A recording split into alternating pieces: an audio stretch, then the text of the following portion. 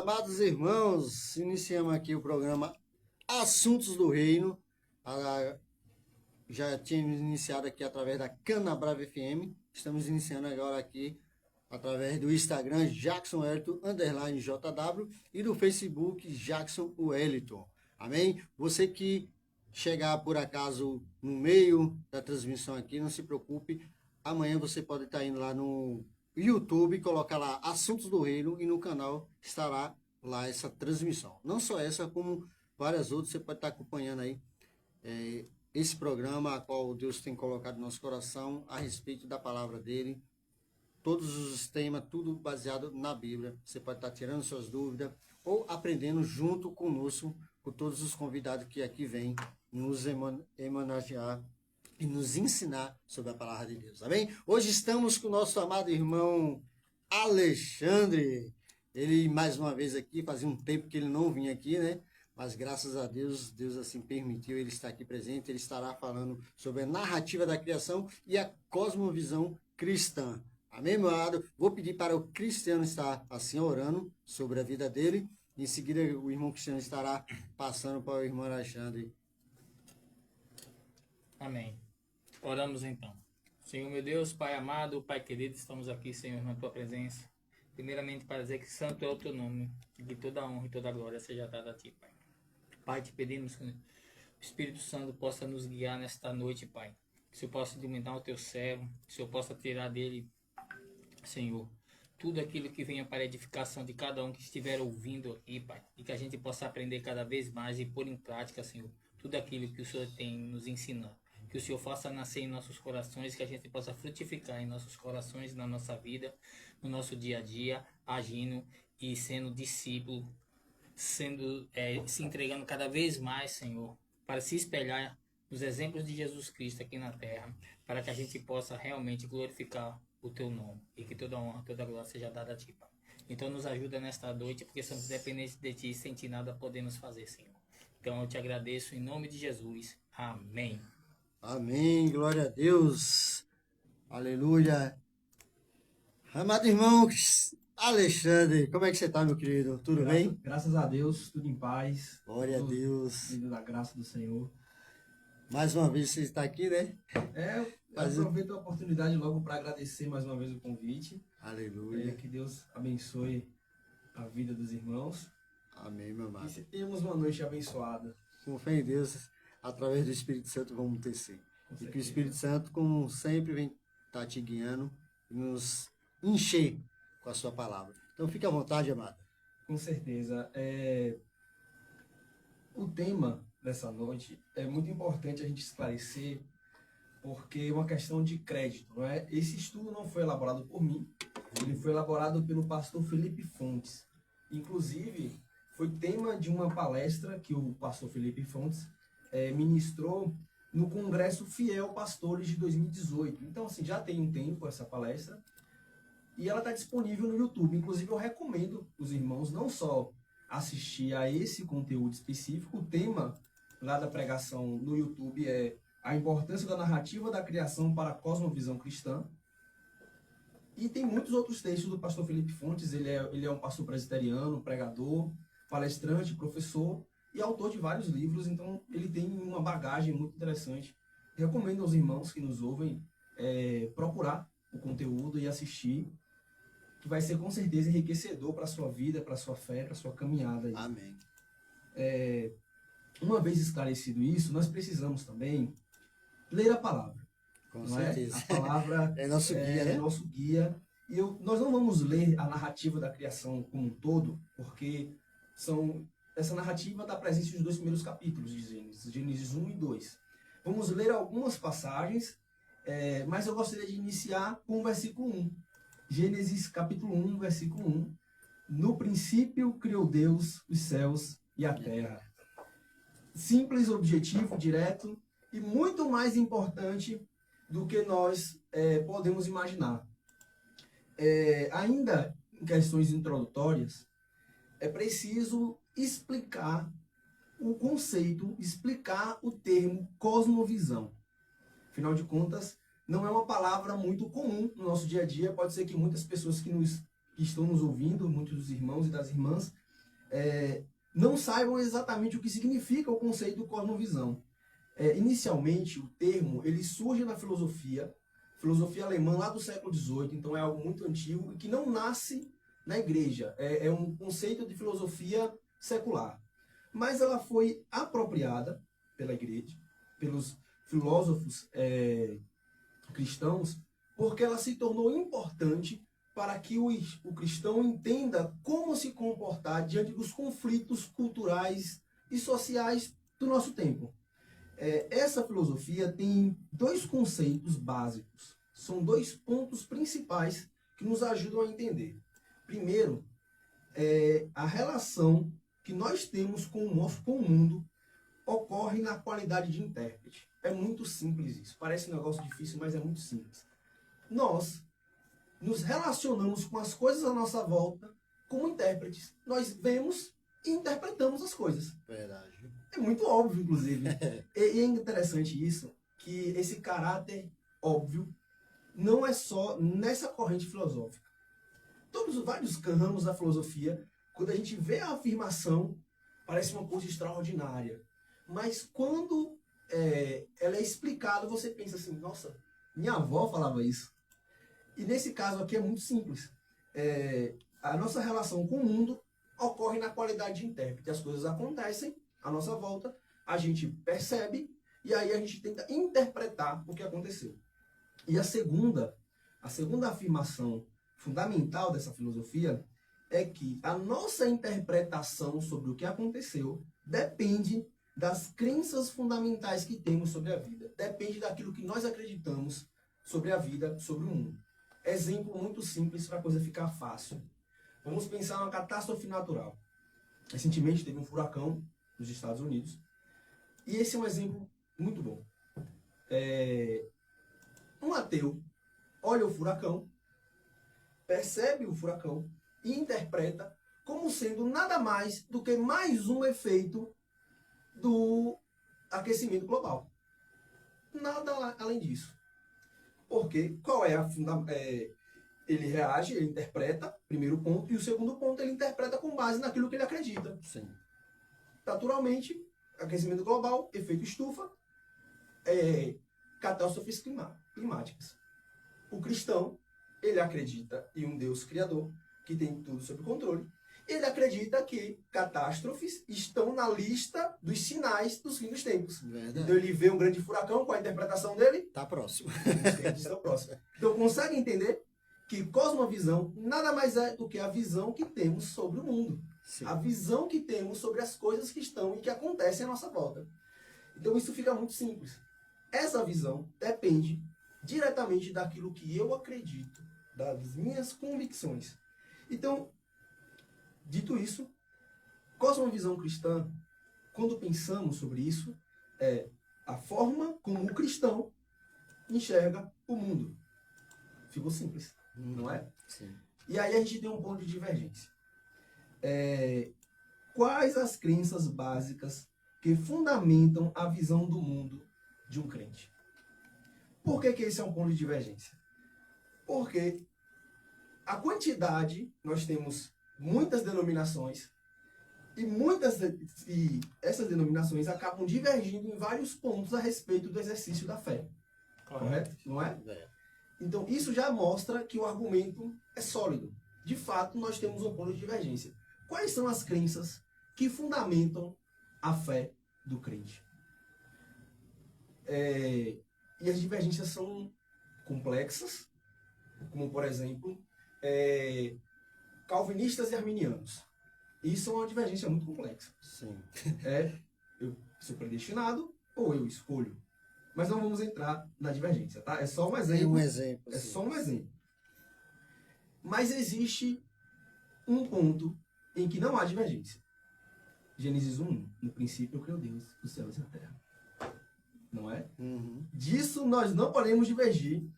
A narrativa da Exatamente. criação é um consenso entre nós. E aí, nós temos um ponto de congruência, ou seja, um ponto entre as coisas se juntam. Antes de falar disso, é importante deixar muito claro que essa divergência, ela não é nova, tá? Isso não é algo que aconteceu ontem.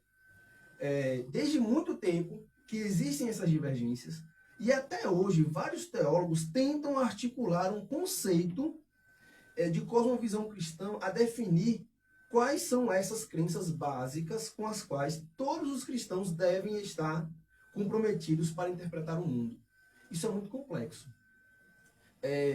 E agora me vem à mente C.S. Lewis, o Cristianismo Puro e Simples.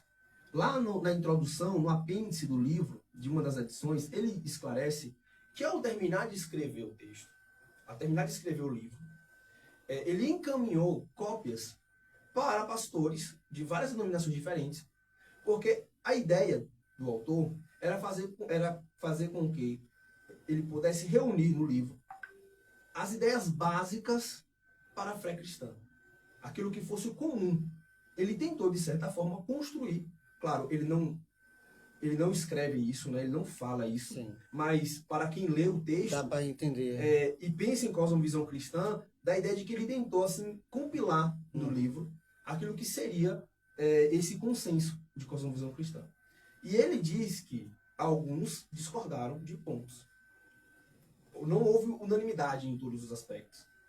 Eles discordaram, mas ele acreditou que os pontos de divergências não eram fortes o suficientes para ele retirar do texto. Então ele acabou mantendo o texto. Para a gente ter uma ideia de como é complexo essa unidade. Não é? Essa unidade é complexa. Mas aí nós temos um ponto de congruência, que é a importância da narrativa e da doutrina da criação. Ou seja, a importância de Gênesis 1, Gênesis 1 e 2, para entendermos a forma como devemos enxergar o mundo à nossa volta. E nós ainda estamos aqui aspectos introdutórios, certo? Quando a gente entra e nos concentramos em Gênesis 1 e 2, nós precisamos ter um posicionamento específico.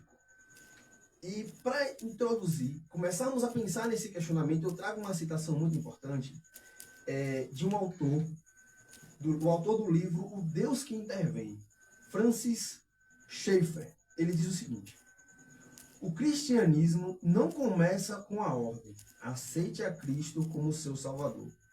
Ele começa com, no princípio criou Deus os céus e a terra. Somente a partir desse ponto, estamos prontos para explicar a causa original e a resposta para ela na morte de Cristo. É entender que toda a palavra de Deus, em toda a sua completude e sua complexidade, ela não acontece por um acidente. Sim. Entende? Uhum. A morte de Cristo no Calvário não é Um acidente. um acidente. Não é Deus tentando improvisar e fechar o buraco no navio que está naufragando. Não.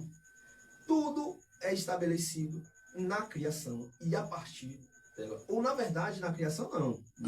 Antes da criação. Antes da criação. Entende? Então, é por isso que o cristianismo não nasce com Cristo na cruz. Ela nasce muito antes. E a narrativa da criação, ela vai ser importante para que nós consigamos compreender a completude de Cristo e da palavra de Deus. Por favor, Jackson. Interessante, Alexandre, o que você está falando é bem verdade, que tem costume do cristão em si, ele achar que a salvação só aconteceu ou só acontece ali naquele momento do Calvário. Ou seja, se Cristo não viesse, não teria como ter salvação. Só que isso já estava programado. Cristo, antes de criar o mundo, criou o céu e antes disso ser criado, já estava predestinado. Já tinha Nos planos de Deus. nos planos. Exatamente. O plano já tinha sido trajetado. E aí o que acontece? A narrativa da criação é muito importante e é indispensável para que nós possamos entender o sacrifício de Cristo e também o mundo e a realidade em que vivemos. Entende? E só a partir daí que nós vamos ter uma verdadeira consciência sobre quem nós somos, Sim. quem Deus é e o que é todo o que está à nossa volta. Entende? Verdade. E até o final dessa reflexão, eu espero, pelo menos, que os irmãos mesmo que não entenda toda a complexidade, porque, falando muito sinceramente, isso é difícil para todo mundo, mas pelo menos consigamos ter uma ideia de que, apesar de pouco estudarmos Gênesis 1 e 2, essa mensagem é de fato muito importante para a compreensão de toda a palavra. E aí vem o questionamento. Qual a frequência em que estudamos ou ouvimos sobre esse texto? Eu falo por mim que é bem pouco. É bem pouco, né? E é interessante que o pastor Felipe Fontes, ele faz esse questionamento e ele instiga um pouco mais. Não é? Ele está ministrando para pastores e ele pergunta diretamente aos pastores se Gênesis capítulo 1 e 2, de alguma forma, já foi foco de uma pregação expositiva. De um domingo à noite, por exemplo. Eu já fiz isso, mas inconsciente. Uhum. Não com essa consciência de... Sim. Mas por ler e se sentir ali, Uhum. vai e fazer. Isso. Mas, de certa forma, é pouco frequente esse texto. Ainda mais se nós compararmos com outros trechos muito, muito clássicos, né, de mensagens bíblicas. E aí o que acontece? Muitas vezes, nós nos aproximamos desse texto, primeiro, na escola bíblica dominical, a gente vê muito comum, muito frequente na escola bíblica dominical, para ensinarmos as crianças, né? O primeiro contato que as crianças têm muitas vezes com a palavra, Sim. passa pela criação. Uhum.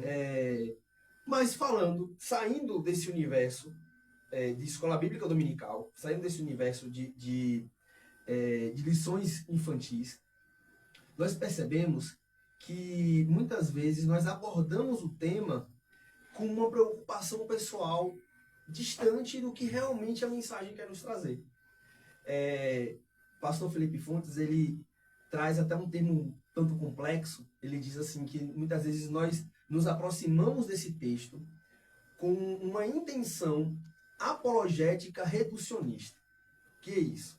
Apologética é defesa da fé, reducionista é reduzir o sentido do texto. Então a gente tenta usar o texto de Gênesis, a narrativa da criação, como uma forma de defender a fé, mas de uma forma reduzida. Como se o texto servisse unicamente para confrontar a teoria de Charles de Darwin Uhum. sobre a evolução das espécies. E aí, quando fazemos isso, nos esquecemos que a distância entre o texto de Darwin, a teoria de Darwin e Gênesis está para mais de 3.000 anos. Darwin escreveu a sua teoria tem menos de 200 anos e Gênesis foi escrito há aproximadamente 3.200 anos. Sim. Aproximadamente. Então, assim, é um anacronismo, ou seja, é um erro histórico tentar utilizar o texto de Gênesis apenas para esse fim. Apenas para esse fim. Ele ensina muito mais que isso. Ele ensina muito mais que isso. É bem abrangente. E ele não foi escrito com esse objetivo. Exato. Porque muitas vezes a gente pensa isso, né? Uhum. Que foi feito para confrontar. Uhum. Foi feito para confrontar. E na verdade não. Para entender o motivo de Gênesis, nós precisamos de uma reflexão um pouco mais histórica, certo? E vamos chegar lá logo, logo. A importância fundamental da narrativa da criação para a cosmovisão cristã como um todo, como Deus criou o universo, é fundamental na maneira como interpretamos a realidade e reagimos ao mundo no que nós estamos. E aí, meus irmãos, o que acontece? Numa perspectiva histórica, quando foi que Gênesis foi escrito? Nós precisamos entender isso para entender a importância dele nas nossas vidas hoje. Na saída do povo do Egito, como é que o povo vivia lá? Vivia escravizado. Sim. E cercado de outros povos também escravizados. Mas não é só isso. É um contato com uma série de culturas distantes, uma série de culturas diferentes, mas que tinham uma coisa em comum: o politeísmo. Isso é muito importante. Esse contato histórico que os hebreus possuíam com aquelas culturas que acreditavam em coisas completamente diferentes da verdade de Deus para o seu povo. E detalhe, foram 400 anos. Foram 400 anos, exatamente. com a cultura principalmente egípcia e babilônica, Sim. que são politeístas e que viam o mundo de uma forma completamente diferente. Então, a escrita de Gênesis, ela tem um objetivo histórico muito importante e genuíno, que é fornecer para o povo de Israel a verdade sobre o Deus Criador. Para fazer com que o povo de Israel saiba exatamente quem é o seu Deus. Em contraponto àquelas culturas que estavam ao seu redor por mais de 400 anos. Porque podemos dizer, irmão Alexandre, que o que você está falando é bem interessante. Porque assim, como tinha esses povos, principalmente os egípcios, que era quem dominante na época, cada povo tinha uma ideia ou informação de como tudo foi criado.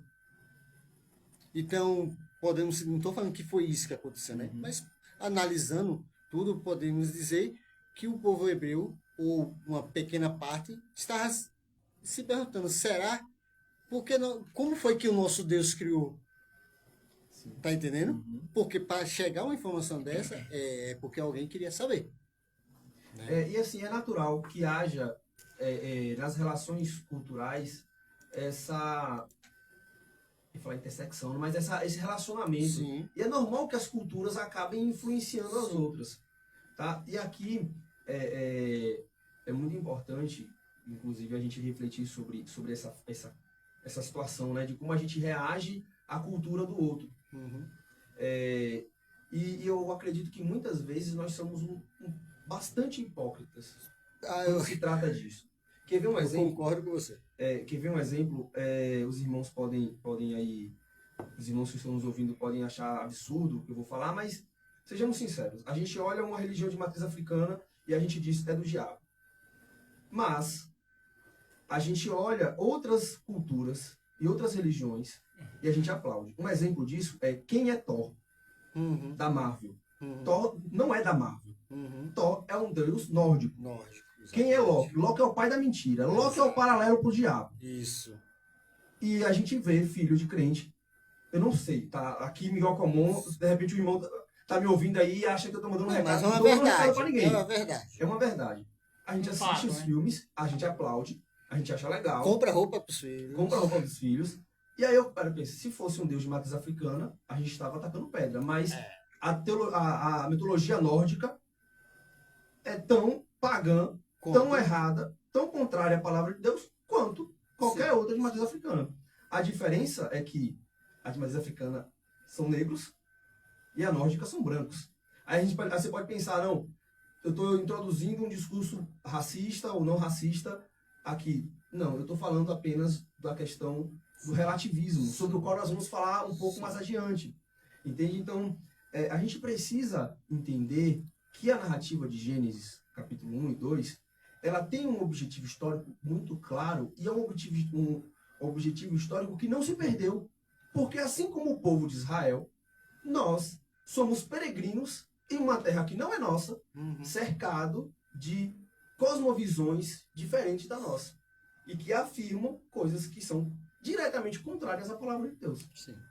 Entende? Então, assim, a razão histórica para o texto, ela ainda é válida, ela ainda é útil e ainda é extremamente aplicada na nossa vida. Assim como para o povo de Israel, havia a necessidade de ver essa afirmação no princípio criou Deus os céus e a terra, lá na saída do Egito, para nós ainda é importante. Porque nós ainda estamos em contato com essas religiões, com essas perspectivas e visões de mundo, e muitas vezes disfarçadas de uma forma que se torna aceitável. Exatamente. Ela acaba se tornando aceitável por causa dessas questões mercadológicas, culturais. Então a gente acaba aceitando isso. E você falou uma coisa, me perdoe, desculpa eu cortar, Alexandre, mas você falou uma coisa bem interessante. E não é só a mitologia nórdica que o povo, uma boa parte do povo cristão, aplaude tudo.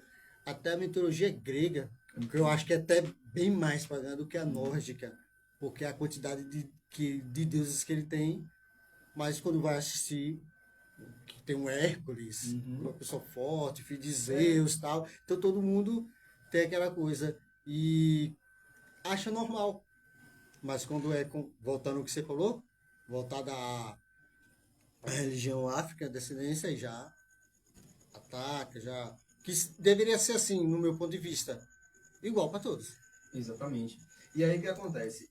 No livro de Gênesis, há um objetivo muito claro para o povo hebreu, para o povo de Israel, que é estabelecer os fundamentos para a maneira como o povo via a realidade que determinava a sua vida. E essa realidade fundamental é o Deus único e todo-poderoso que criou todas as coisas. Sim. Essa era uma das principais verdades que precisavam ser firmadas para o povo de Israel. Porque, como você falou, todos os povos à sua volta têm os seus mitos fundadores. Sim. Isso é uma realidade para todo o povo. Então, Israel precisava ter essa verdade fundamental, que para Israel é uma verdade fundamental, e não um mito fundador. Sim. E essa verdade fundamental é Deus criou todas as coisas. E não só isso, mas também a forma como Deus criou todas essas coisas. Pode falar. E interessante que Deus se preocupa com isso, porque Deus fala, meditai na minha lei de dia e de noite. Ou seja, ó, não se esqueça do que foi ensinado. Exatamente. E aí nós precisamos esclarecer que ler o texto de Gênesis e se aproximar dele com uma curiosidade científica ou com aquela intenção de defesa da fé frente às teorias da evolução, não é um problema. Tá? O problema é quando a gente reduz a isso apenas. Tá? Esse é o problema, quando a gente faz a gente descarta o contexto principal, o fundamento principal do texto, para nos apegarmos apenas a isso, como se ele tivesse escrito para isso. E na verdade não foi. Não foi escrito para esse objetivo. O objetivo principal era não só afirmar, mas também corrigir.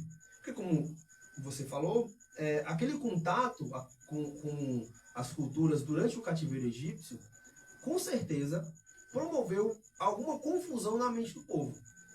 Com certeza promove essa confusão porque é muita coisa diferente acontecendo. Informação, né? É muita informação diferente vindo até eles. Então, corrigir as crenças fundamentais do povo hebreu era importante na época e é importante hoje para nós. É muito importante hoje para nós. E a segunda forma como nós precisamos nos aproximar do texto, o segundo método indicado pelo pastor Felipe Fontes, que é essencial para aprendermos como interpretar o mundo à nossa volta, é sabendo quais as perguntas fundamentais devemos direcionar para a narrativa. Primeira delas, de todas as perguntas possíveis a se fazer para um texto, eu vou destacar 3, tá? Primeiro, quais as verdades fundamentais sobre o mundo, sobre nós e sobre Deus? Quando a gente olha para o texto e percebemos, no princípio criou Deus os céus e a terra, a primeira verdade principal que nós temos aqui é que Deus é o Criador. Parece óbvio, mas de que forma isso tem impactado na nossa vida, no nosso dia a dia? Quando nós entendemos que Deus é Criador. E outra coisa, sobre nós. Quem nós somos? Nós somos criaturas. Não entenda aqui criatura no sentido que às vezes a gente diferencia, né? Filhos e criaturas, né? Filhos são os salvos por Deus, criatura é só quem ele fez. Mas no sentido de que fomos criados por Deus. Querendo ou não, todos são criaturas, porque todos foram criados. Exatamente. E assim como todo mundo e toda a realidade foi criada por esse Deus Todo-Poderoso. Quais as implicações que os ensinos sobre o mundo criado por Deus têm na nossa vida? E aqui são perguntas para questionamento, para que os irmãos que nos ouvem se questionam sobre isso. Já parou para pensar sobre quais as implicações que esse ensino traz para a minha vida? De que forma isso tem um efeito em mim? Quando eu paro para pensar de forma realmente convicta de que há um Deus Todo-Poderoso, Criador dos céus e da terra. E outra coisa muito importante exemplos práticos, pensarmos nos exemplos práticos que isso pode nos trazer. A Bíblia é ou a Bíblia possui a palavra de Deus? Já é. A Bíblia é a palavra de Deus. Exatamente. E qual é a diferença de pensarmos se ela é ou se ela possui? Porque se fosse ele, ela teria de ter adquirido. Isso. Ou seja, se ela possui, é como se Tivesse sido dado. dado. O dado por quem, como todo mundo fala, foi feito pelo homem. Só que quando ela é, não foi dado pelo homem. Não foi feito pelo homem. E sim pelo próprio Deus. E o efeito prático disso é o seguinte: eu posso escolher o que eu sigo ou não, com base naquilo que me convém. Sim, Bem lembrado. bem colocado. Porque se Bem não é colocado. tudo de Deus, eu posso olhar e isso aqui não é Deus, não. Isso aqui, amar o meu inimigo, será que... Não, isso aqui não é Deus, não. Isso aqui foi algum esperto que colocou aí. Isso aqui não é conveniente para mim. Você vai passar, vou só seguir esses aqui que é mais conveniente. Exatamente, exatamente. Então, isso é um efeito prático muito importante. E nós precisamos entender que toda a palavra de Deus toda a Bíblia, ela é a palavra de Deus. E aí, de todos os ensinamentos que nós podemos extrair de Gênesis 1 e 2, já caminhando, existem dois fundamentais que eu gostaria de destacar de todos os outros, né? Inclusive, no estudo original do pastor Felipe Fontes, ele destaca outros, mas por uma questão também de tempo, a gente já está conversando há muito tempo, não será possível esgotar todos eles. Mas vamos lá. Deus criou todas as coisas por meio da sua palavra. Se nós seguirmos a narrativa da criação, vamos ver em diversas formas, em diversos versículos, o termo disse Deus. Versículo 3, disse Deus. Versículo 6, e disse Deus. Versículo 8, e chamou Deus. Disse também Deus, versículo 9. E disse, versículo 11. Disse também Deus, versículo 14. E assim, ao longo de todo o texto, ele vai falando, e disse Deus. Qual o objetivo da Bíblia em trazer? Qual o objetivo de Deus em trazer essa palavra? Será que é dar ênfase ali no fonema específico? Será que é só isso? Com certeza não. Aqui, a ênfase é para a pessoa que cria, ou para o método criacional. Então, o método da criação é a palavra de Deus. A palavra de Deus é um método. Mas também dá ênfase no agente criador. E nós vamos entender quem foi esse agente criador lá no Evangelho de João, capítulo 1. A partir do versículo 1. Muito bom. No princípio era o Verbo, e o Verbo estava com Deus, e o Verbo era Deus. Ele estava no princípio com Deus. Todas as coisas foram feitas por intermédio dele, e sem ele, nada do que foi feito se fez. A vida estava nele, e a vida era a luz dos homens. A luz resplandece nas trevas, e as trevas não prevalecerão contra ela. Glória a Deus. Glória a Deus. Então, meus irmãos, a narrativa da criação já aponta para Cristo. Sim. De forma que Jesus, ele é quem cria. As coisas foram feitas por meio dele e sem ele nada teria sido feito. Então, a palavra de Deus, nesse caso, e disse Deus, é não só o método, mas o agente criador, que é Cristo. O texto, isso acaba variando de uma tradução para outra, mas existem traduções que são mais literais e dizem a palavra, Sim. e não o verbo. Isso. Então, Jesus Cristo, ele é a palavra que cria. Então, essa é um ensinamento muito importante, porque Jesus Cristo, como foi dito desde o início, ele está. Então, Jesus Cristo, ele é o agente da criação, assim como ele é o agente da nossa salvação, da nossa redenção. Sim. Mas não só isso.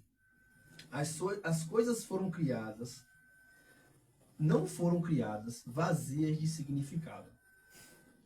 Isso aqui é de extrema importância porque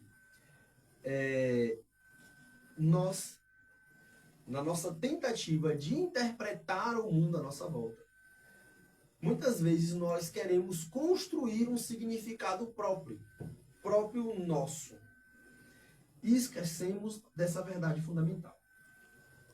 As coisas foram criadas com significado em Cristo Jesus. O homem não diz o significado das coisas. As coisas foram significadas por Deus em Cristo no ato da criação. E aí a gente abre a Bíblia de novo em outro texto agora, também do Novo Testamento, em Colossenses, capítulo 2. Colossenses, capítulo 2. A partir do versículo 1, Paulo falando aos Colossenses, né? O interesse de Paulo pelos Colossenses.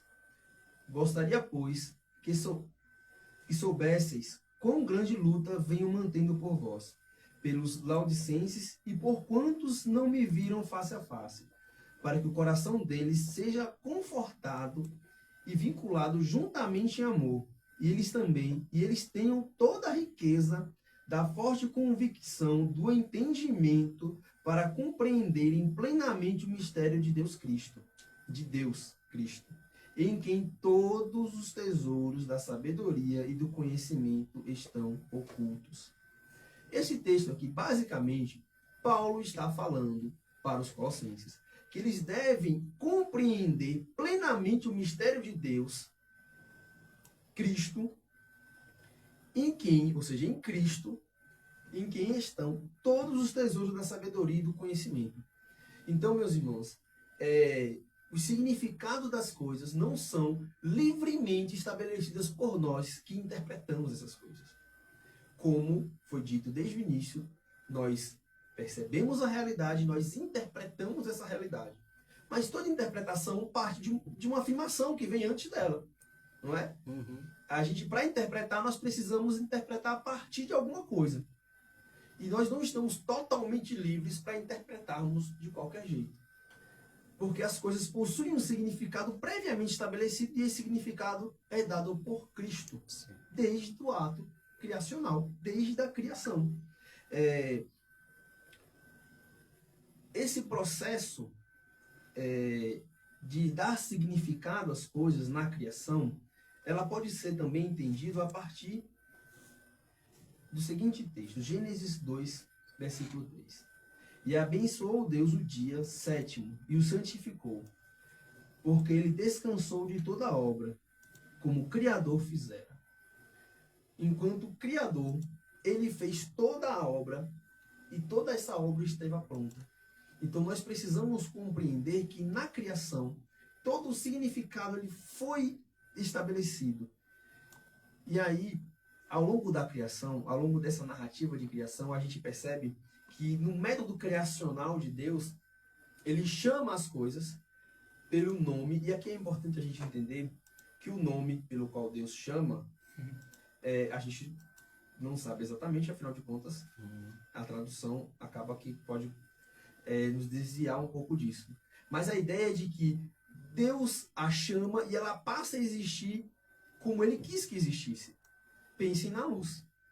E haja luz. E a luz passou a existir como uma extensão da vontade plena de Deus. É por isso que nós precisamos conhecer essa vontade plena de Deus a partir do estudo da sua palavra, para que possamos interpretar as coisas a partir do parâmetro correto. Entende? Não é possível nós termos a interpretação adequada sobre a realidade que nos cerca sem entendermos o paradigma, o modelo, que é a palavra de Deus para nossas vidas. E interessante que também a gente, eu falo de maneira geral, tomar cuidado, porque às vezes a gente tenta tanto querer compreender algo, que aí o próprio Deus vai falar que tem coisas que não cabe a nós querer saber. Exatamente. E São às coisas vezes que vai são ocultas, é verdade. e vai querer buscar e acaba, em vez de aprendendo, se confundindo mais ainda e acaba não indo para outro caminho. Isso. E aí, para nós entendermos esse ponto, eu vou dar um exemplo que está relacionado aqui à teoria da evolução. A teoria da evolução diz que existiam espécies específicas e essas espécies foram evoluindo, elas foram melhorando as suas características ao longo do tempo. Por exemplo, a baleia.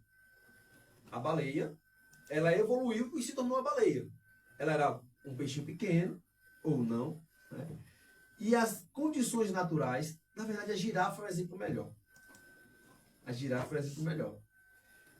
A girafa ela foi se tornando a girafa como nós conhecemos por causa das exigências do ambiente em que ela vivia. Então, ela evoluiu e se tornou o que ela é hoje. Essa teoria, ela fere diretamente a palavra de Deus a partir do momento em que precisamos entender que Deus cria as coisas como elas são. Então, Deus criou a girafa como ela é. E aí tem uma diferença entre a teoria da evolução e a seleção natural. Entende? Existem espécies que desapareceram? Sim. Sim, claro que existem espécies que desapareceram. Porque isso aí é um resultado das relações entre as criaturas e o ambiente que elas vivem. O ambiente muda, as criaturas que não se adaptam a essa mudança acabam morrendo, naturalmente. O que se adapta é a minoria. Isso. Então, a seleção natural são coisas diferentes. Por que eu estou falando disso? Porque, meus irmãos, o significado das coisas, elas não mudam e não variam conforme a nossa vontade ao longo do tempo. Assim como as coisas não mudam. Certas coisas não mudam. E esse significado imutável é dado por Cristo e implica na nossa forma de viver ao mundo. E aí, já terminando para nós concluirmos, a cosmovisão cristã não é qualquer cosmovisão, não é qualquer visão de mundo. Não é qualquer coisa, não é qualquer forma de interpretar a realidade à nossa volta. Não. Não é a nossa visão do mundo. É a visão de Cristo sobre o mundo. É por isso que é preciso entender a palavra de Deus. É por isso que o crente precisa estudar essa palavra. Porque qual é a visão de Cristo sobre o mundo? Entende? E aí, eu gostaria de destacar 2 benefícios aqui. Já estamos concluindo. Fique para, mano. A gente Sobre... tem tempo. Mas aqui é tempo. Sobre essa cosmovisão cristã, sobre a forma como Cristo vê o mundo. A primeira perspectiva, a primeira aplicação é uma aplicação apologética.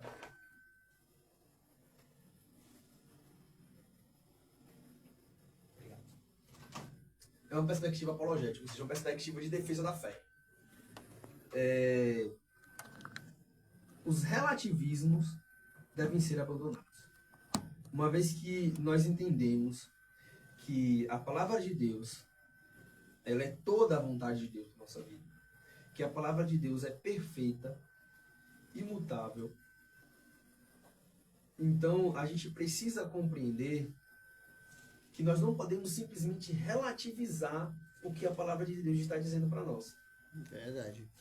Eu quero aproveitar, Pode falar. irmão, quero dar boa noite aí a todos que estão nos acompanhando, irmão Irã Crei, Jana Rios, minha querida, abraço para você e toda a tua família. Alírio Júnior, grande Alírio aí, doutor Alírio, veterinário, assim como a doutora Jana, abraço a vocês.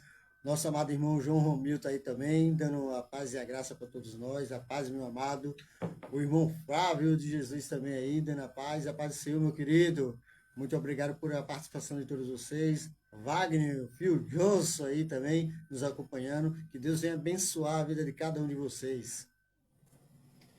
E aí, meus irmãos, se nós abrirmos nossas Bíblias em 2 Timóteo, capítulo 3, versículo 16 e 17, diz o seguinte: toda a escritura é inspirada por Deus e útil para o ensino, para a repreensão, para a correção, para a educação na justiça, a fim de que o homem de Deus seja perfeito e perfeitamente habilitado para toda boa obra. Então, nós precisamos conhecer essa palavra, conhecer essa verdade de Deus para nossas vidas. E a partir desse parâmetro perfeito, desse parâmetro inquestionável e imutável, então a gente interpreta a nossa realidade. Sabe o que é interessante desse versículo que você leu? Que muitos esquecem a parte que fala para repreensão. Sim. As pessoas só querem ouvir ou ler ou interpretar aquilo que vai lhe fazer bem, ou demonstrar algo que vai conseguir aquilo que deseja. E esquece a parte de repreensão, porque a palavra nos repreende. Pelo menos a mim. Quando eu leio, fazer como eu costumo dizer. Cristo já me puxou muito a orelha quando eu estou lendo. Com certeza, Jackson. E assim, quando a gente fala sobre os relativismos, a gente precisa ter muito cuidado, porque tudo que é grande é fácil de perceber, entendeu? Então, assim, festas culturais. Temos muitas festas culturais. E o que é que tem é o problema? Essa pergunta, o que é que tem? Né? A interpretação sobre as verdades fundamentais da palavra de Deus, muitas vezes elas são claras. Elas são claras, Sim. como por exemplo os 10 mandamentos. Se tanto a leitura dos 10 mandamentos, até mesmo se nós formos para a Confissão de Fé de Westminster, por exemplo, lá tem uma explicação sobre cada um dos mandamentos. Sim. Mesmo a Confissão de Fé de Westminster detalhando cada um dos mandamentos e dizendo lá o não matarás implica não só o assassinato, e aí ele descreve, né, que é muito mais abrangente do que Sim. isso. O não adulterarás não é simplesmente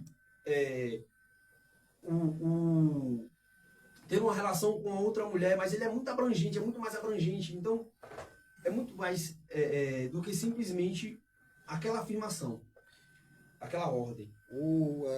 Desculpa, Pode rapidinho. falar, pode falar. É tanto que esse adulterar, eu vou mais além do que você falou aí, de trair a mulher, em relação a Deus. Quando você fere aos mandamentos de Deus, praticamente você está adulterando contra ele, porque somos a noiva dele. Exatamente. E aí o que acontece? Existem questões, principalmente culturais, porque a importância desse tema está relacionada a esse aspecto cultural, a forma como nós reagimos diante de manifestações do povo, da cultura na qual estamos inseridos, e aí que começa o problema do relativismo. Porque você vê uma festa cultural, você pensa, o que é que tem? A Bíblia condena isso. Tinha festa no Antigo Testamento.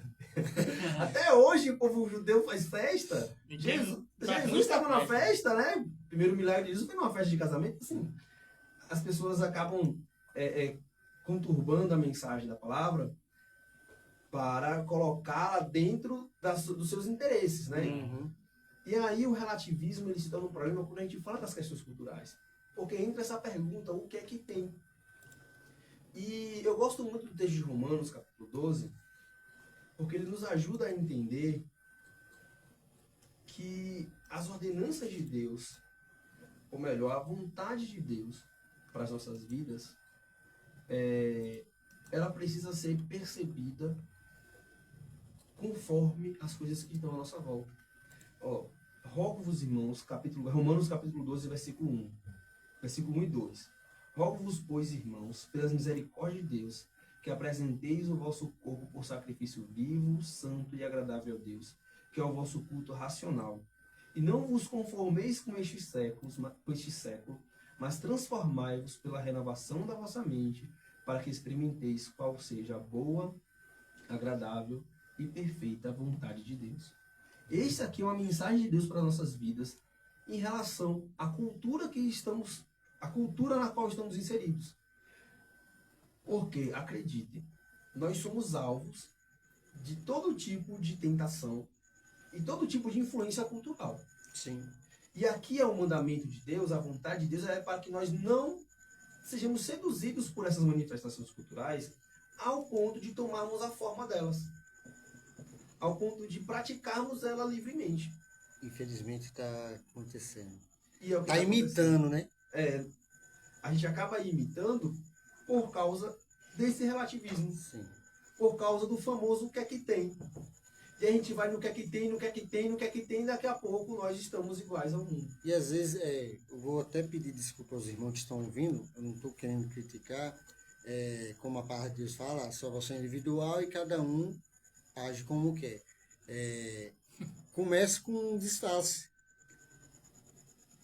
Eu nem sei se eu deveria falar, mas eu vou falar. Vai ter o culto, mesmo de luzinha, parecendo uma boate, não tem normal, aqui estamos adorando a Deus. Mas a adoração que Deus quer não é imitação do mundo. Uhum. Ele não precisa de imitação. Quem imita é o adversário. né? Tem uma...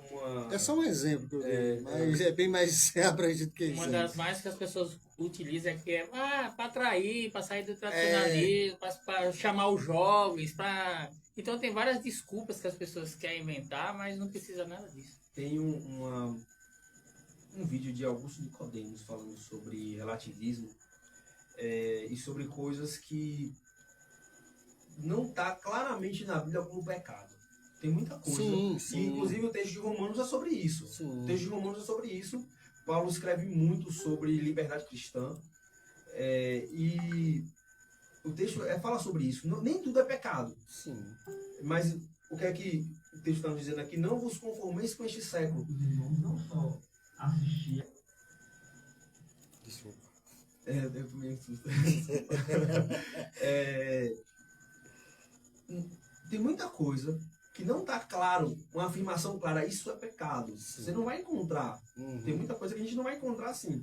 Mas a compreensão sobre não tomar a forma do mundo, Sim. tomar a forma do século, é importante para a gente retirar coisas de diante de nós e esquecermos o relativismo. E aí, quando o Augusto Nicodemos é perguntado sobre isso, eu não lembro exatamente a pergunta. Se eu não me engano, foi sobre tatuagens. Se eu não me engano, foi sobre tatuagens, porque tem um texto no Antigo Testamento sobre tatuagens que fala sobre não fazer... Não marcar seu corpo, pois é templo do Espírito Santo.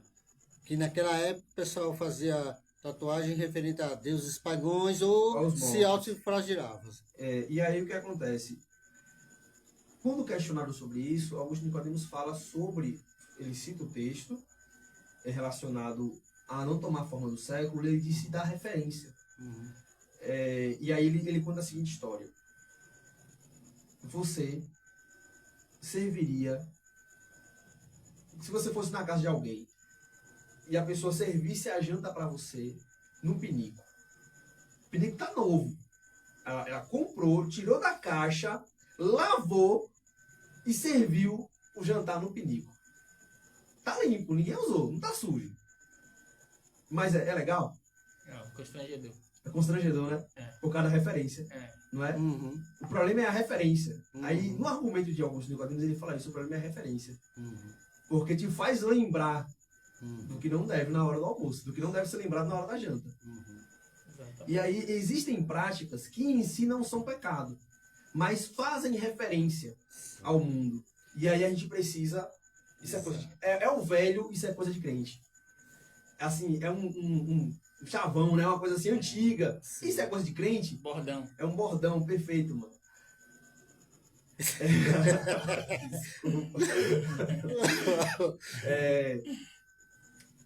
E esse bordão tem a sua aplicação, Sim, sim. entendeu? Porque a gente precisa pensar sobre isso, porque a Bíblia nos chama a pensar sobre isso. E Paulo vai falar sobre isso de outra maneira. Ele vai falar o quê? Ó? Tudo me é lícito, mas nem tudo me convém. Isso é um texto muito famoso de Paulo, ele falando sobre liberdade cristã. Sim. De que a gente precisa ter essa Bom senso. maturidade, esse bom senso. E não relativizar o pecado é uma afirmação clara da palavra de Deus. E entender o ato criacional de Deus, entender que Deus criou as coisas com o seu significado próprio. E no seu ato da criação, ele imprime a sua vontade. É importante para que nós vivamos com fé e possamos exercer essa fé com sabedoria. E interessante, irmão Alexandre, porque assim, como a gente está falando, né, que nem tudo é pecado, não está explícito. A questão que o pecado, ele não vem de imediato mostrando as caras. Epa, eu sou o pecado. Ele é sutil. Começa com uma coisa que não é e aos poucos se torna um pecado. Isso. E aí, esse benefício apologético, esse benefício de defender a fé, porque nós precisamos sim defender a nossa fé. Sim. E entendam defender a fé não necessariamente como um embate, tá? Muitas vezes a gente entende Bem colocado. a defesa da fé como um embate, como uma discussão, não é? E aqui, voltando para o exemplo que a gente está falando desde o início, né, que se relaciona muito com o texto de Gênesis, que é teoria da evolução e teoria da criação. E aí a gente sempre coloca como se fosse um debate acadêmico, né? Um debate político. Vamos ver quem vai vencer. Vamos ver quem vai vencer. E não é assim que funciona. A defesa da fé, ela passa mais pela perspectiva da vida do que necessariamente do embate. E essa vida, muitas vezes, ela promove o convencimento pela amostragem, pela amostra que é feita, e não necessariamente pelo argumento que é imposto. Entende? Uhum. Existem situações que o debate ele vai ser infrutífero. Sim. Que o debate pode, muitas vezes, prejudicar mais a fé Do que defendê-la, do que Por causa do ajudá-la. escândalo, às vezes, né? Por causa do escândalo, o contexto, entende? Assim, outro dia, conversando com meus alunos sobre isso, falando sobre ser inteligente, né? E assim, a gente precisa ter a maturidade de entender que sempre vai ter alguém mais inteligente do que nós. Sim. Sempre vai ter alguém mais inteligente do que nós. E nem todo se ganha no argumento. Não estou falando aqui, ficou estranha a frase, né? Da ideia de que a pessoa vai ganhar na violência. Estou falando que, embora você pode estar certo, convicto, sabe? O seu argumento é sólido. Mas no contexto em que você vai estar, o seu argumento vai parecer frágil. Uhum. Por exemplo, o argumento sobre a criação. Deus criou as coisas como elas são. Nós acreditamos nisso por convicção. Mas existem ambientes em que há uma afirmação predominante, em que essa afirmação Vai ser fraca. não é que ela vai ser fraca, mas é que ela não vai ser aceita. É melhor. Entendeu? Pronto. Bem colocado. Ela não vai ser aceita. E aí o debate se torna infrutífero. Por isso que muitas vezes nós defendemos a nossa fé e as nossas convicções não no momento do embate, mas no momento oportuno. Entende?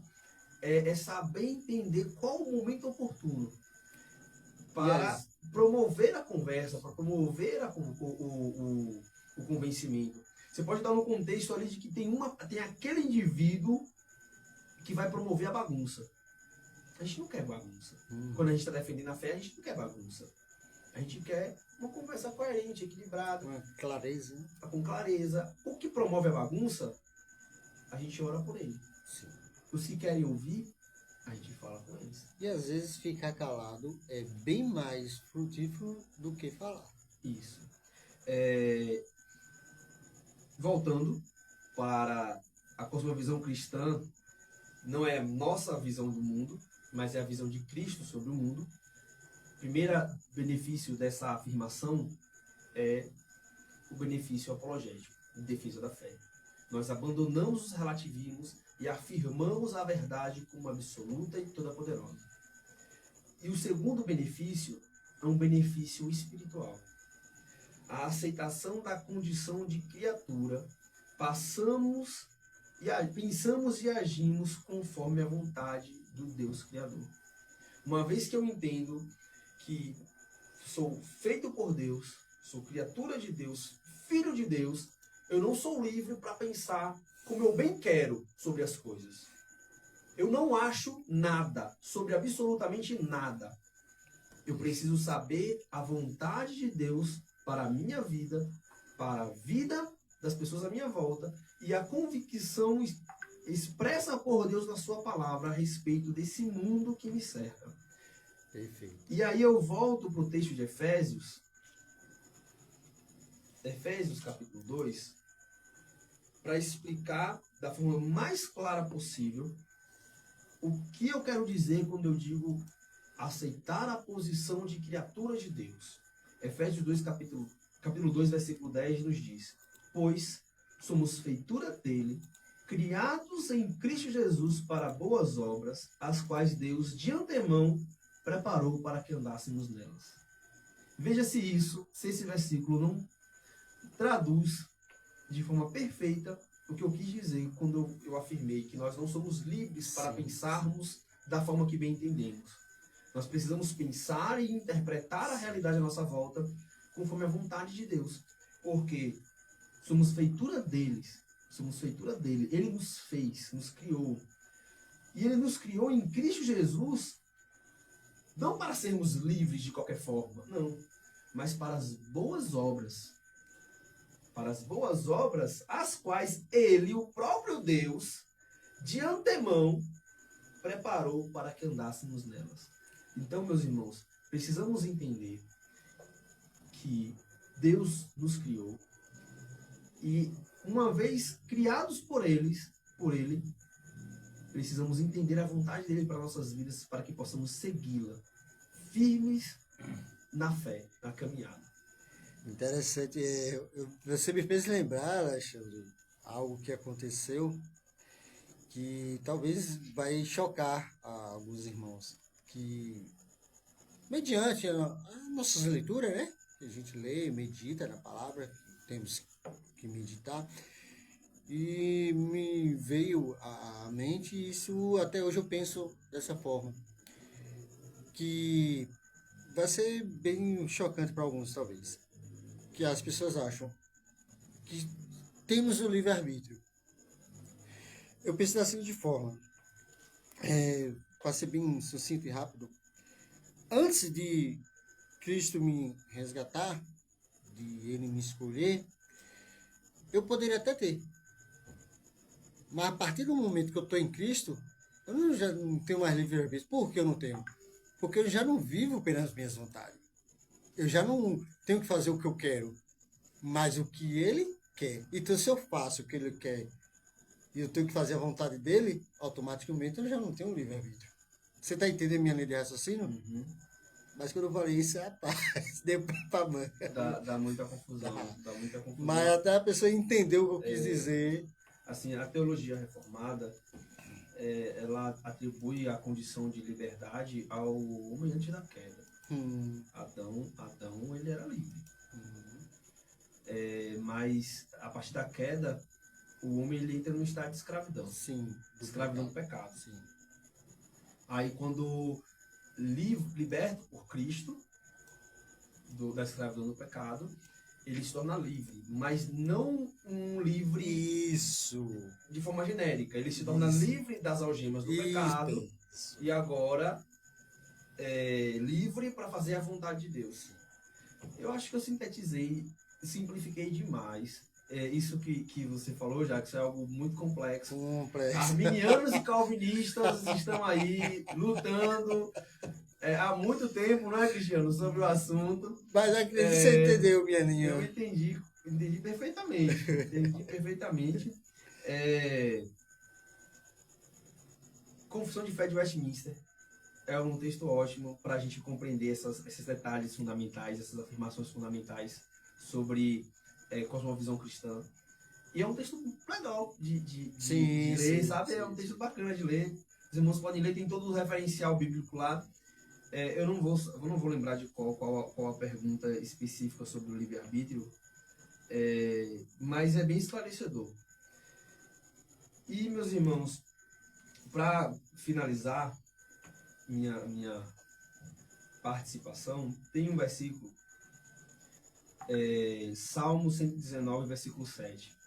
Render-te-ei graças com integridade de coração, quando tiver aprendido os seus retos juízos.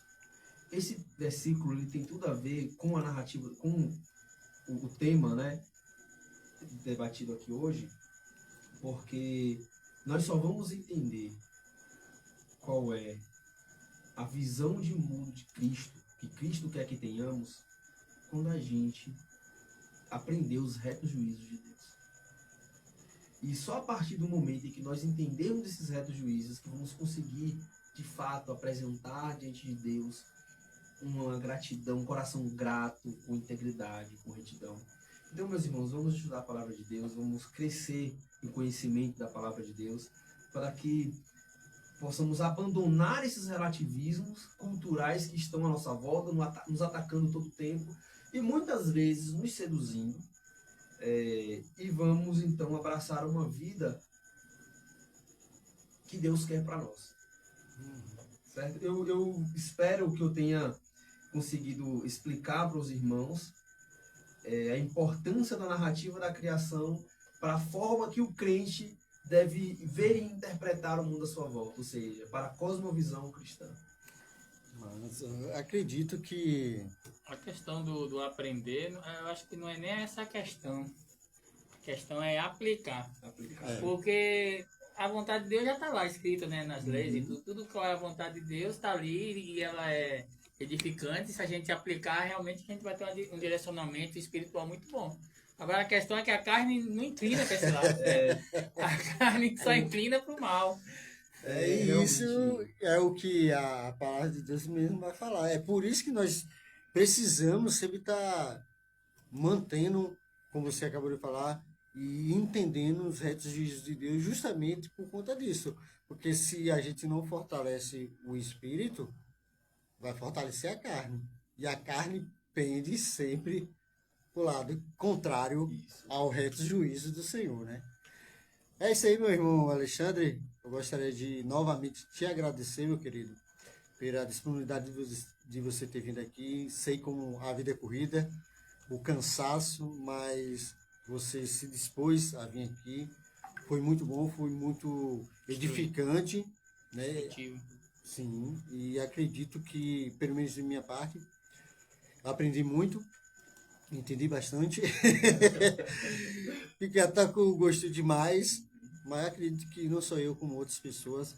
Então, mais uma vez, muito obrigado. Espero que você retorne, né? Vamos ver aí mais para frente. Parece que você retorne, não demore tanto tempo como ficou. Tem tempo, né, que eu vi, talvez. Tem muito É tempo. verdade.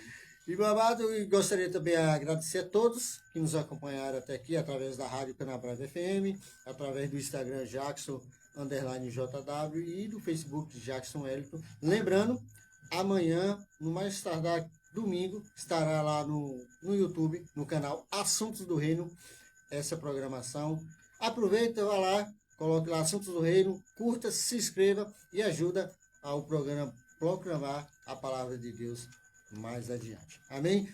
Irmão Alexandre, meu querido, como sempre aqui, a oração final fica do visitante. Então, peço para você orar, meu amado, para a gente estar finalizando.